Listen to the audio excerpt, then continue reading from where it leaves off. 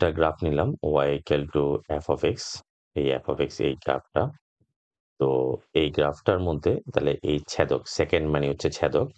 তো এই ছেদকের এখানে একটা সি পয়েন্ট নিলাম। দেখো এটার স্লোপ হচ্ছে যে মানে f প্রাইম c এই পয়েন্টে ট্যানজেন্ট বা সি পয়েন্টে ফাংশনকে ডেরিভেটিভ করলে যেটা হয় f prime c। f prime c derivative মানে কি? ওই বিন্দুতে স্পর্শকের ঢাল।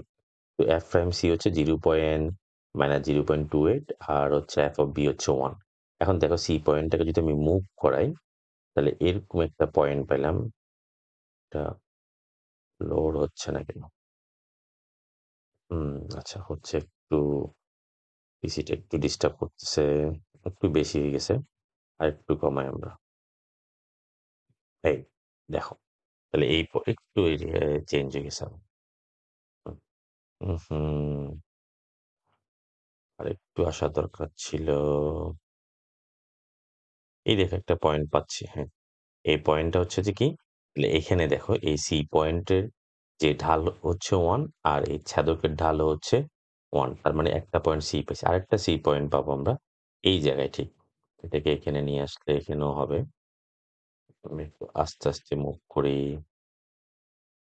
নাই, এই দেখো এই পয়েন্টটা। এই পয়েন্টটা দেখো তাহলে আমরা ২ টা সি পয়েন্ট পেলাম। এখানে একটা সি পয়েন্ট পাবো, এখানে একটা সি পয়েন্ট পাবো। তো মানে ব্যাপারটা হচ্ছে যে ব্যাপারটা বুঝতে পারছো যে, যেকোনো একটা ছেদকের যেকোনো ২ বিন্দুর ছেদকের ঢাল তার মধ্যবর্তী অংশে অবশ্যই একটা পয়েন্ট সি পাওয়া যাবে। মিনিমাম একটা সি পাওয়া যাবে যার স্পর্শকের ঢাল ওই ছেদকের ঢাল সমান হবে। এটাই হচ্ছে মিন ভ্যালু থিওরাম, গড় মান উপপাদ্য।